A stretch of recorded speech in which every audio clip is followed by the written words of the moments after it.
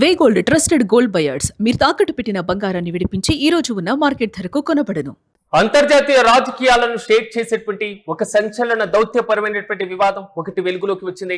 ప్రధానంగా స్విట్జర్లాండ్ లోని జెనీవా వేదికగా ఇరాన్ శాంతి చర్చల కోసం వెళ్లిన పాకిస్తాన్ సర్వ సైన్యాధిపతి ఆసిఫ్ మునీర్ ఆయనతో కూడినటువంటి ఒక ఉన్నత స్థాయి ప్రతినిధి బృందాన్ని పూర్తిగా హతమార్చడానికి ఇజ్రాయెల్ గూఢాచార్య సంస్థ అయినటువంటి మొసాద్ ఓ రహస్య కుట్ర పన్నిందంటూ కూడా బ్రెజిల్ దేశానికి సంబంధించిన ప్రముఖ ఇన్వెస్టిగేటివ్ జర్నలిస్ట్ భౌగోళిక రాజకీయ నిపుణుడైనటువంటి పెపే ఎస్కోబార్ ఒక సంచలన కామెంట్ చేశారు.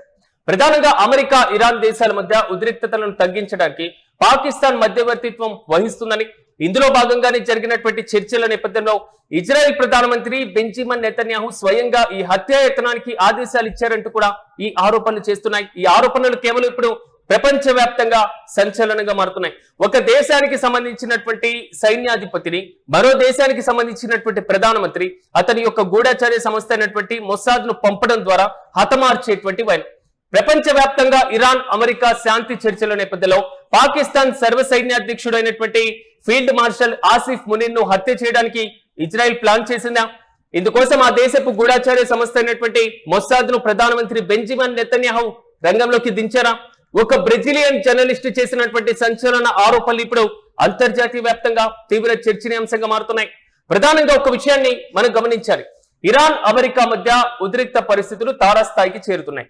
హార్మోజ్ జలసంధిని క్లోజ్ చేశారు. ప్రపంచవ్యాప్తంగా ఉద్రిక్తతలు పీక్స్ కు వెళ్ళినాయి. యుద్ధాన్ని ఆపేందుకు ఏ దేశం కూడా ముందుకు రానటువంటి పరిస్థితి. ప్రపంచంలో దానే అగ్రరాజ్యం, దానే పెద్దన్న పాత్ర పోషించేటువంటి రాజ్యం అంటూ తనని తాను గొప్పగా భావించేటువంటి అమెరికా ఇరాన్ తో సాగిస్తున్నటువంటి ఈ ఉద్రిక్త పరిస్థితులకి పోలీస్ స్టాప్ పడేటువంటి వైనం కనబడట్లేదు. ఏదో ఉడతా బుడతా సహాయం చేద్దామని మధ్యలో వెళ్ళినటువంటి పాకిస్తాన్ కు ఇస్లామాబాద్ వేదికగా సాగినటువంటి తొలి దశ చర్చలు ప్రతికూలంగానే మిగిలినటువంటి వైనాన్ని కూడా మనం గమనించాలి. పాకిస్తాన్ తో పాటుగా ఖతార్ దేశాలు మధ్యవర్తిత్వం చేస్తున్న సంగతి కూడా తెలిసిందే. ఈ సందర్భంలో ఈ ప్రక్రియలో రూపొందించినటువంటి ఒప్పందానికి సైతం Islamabad memorandum of understanding, Islamabad MOU గా కూడా పిలవడం జరిగింది. ఆ పైన తదుపరి చర్చలు స్విట్జర్లాండ్ లో జరిగాయి. స్విట్జర్లాండ్ లో ఉన్నటువంటి జెనీవాలో ఇరు దేశాలకు సంబంధించిన కీలక నేతలు హాజరయ్యారు. ఇస్లామాబాద్ వేదికగా సాగినటువంటి చర్చల్లో లాంగ్వేజ్ ప్రాబ్లం ఒకవైపు రావడం, అమెరికా చెప్పినటువంటి డిమాండ్స్ ఏదైతే ఉన్నాయో ఇరాన్ అంగీకరించకపోవడం, ఇరాన్ చేసినటువంటి డిమాండ్ అమెరికా సానుకూలంగా లేకపోవడం, మధ్యలో వచ్చినటువంటి ఏదైతే ఇజ్రాయెల్ కి సంబంధించిన ప్రధాన డిమాండ్ ను అంతగా ఒప్పుకోకపోవడం, ఈ పరంపర మొత్తం ఇస్లామాబాద్ వేదికగా సాగింది. దీని తర్వాత చర్చలు పోలీస్ స్టాప్ పడతాయా, శాంతి మంత్రం వైపు పట్టిస్తారా అనేటువంటి ఆలోచన సాగుతున్న నేపథ్యంలో జెనీవాలో జరిగినటువంటి చర్చలకు అమెరికా ఉపాధ్యక్షుడు JD వాన్స్ వచ్చారు. పాకిస్తాన్ నుంచి ప్రధానమంత్రి షెహబాజ్ షరీఫ్ వెళ్లారు. ఆ దేశపు సర్వ సైన్యాధ్యక్షుడైనటువంటి ఆసిఫ్ మునీర్ కూడా హాజరవ్వడం జరిగింది. ఇంతవరకు బాగానే ఉంది. ప్రపంచానికి సంబంధించిన కీలక నేతలందరూ అక్కడికి వచ్చారు. యుద్ధానికి పోలీస్ స్టాప్ పెట్టాలి అనేటువంటి ఆలోచన చేశారు.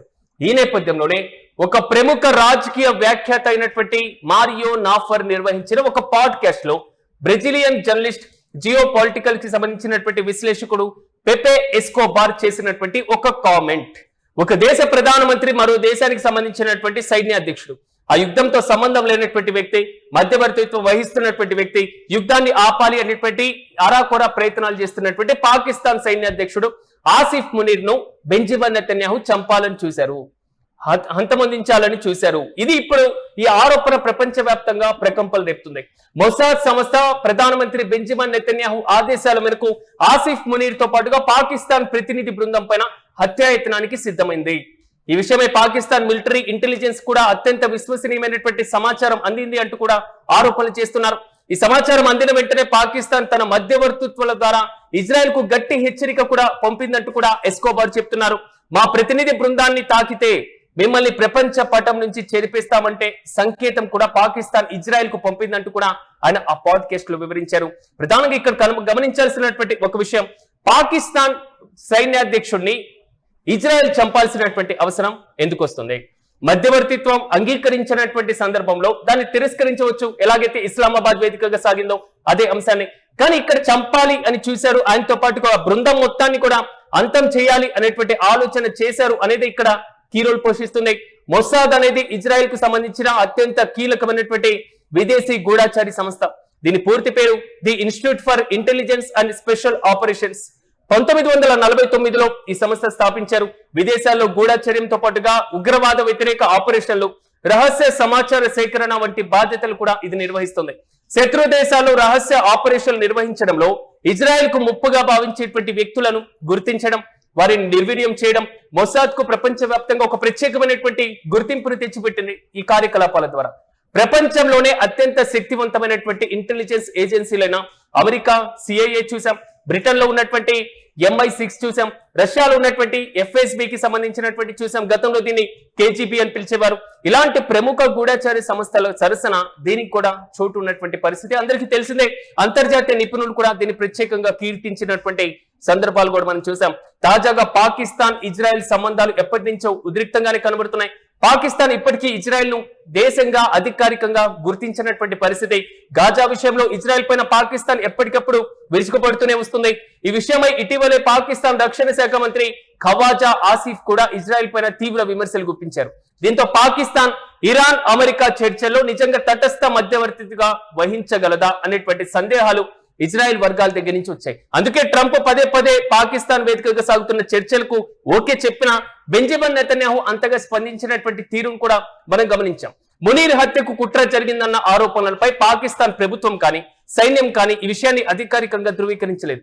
అలాగే ఇజ్రాయెల్ ప్రభుత్వం కూడా ఈ ఆరోపణలపైన అంతగా స్పందించలేదు.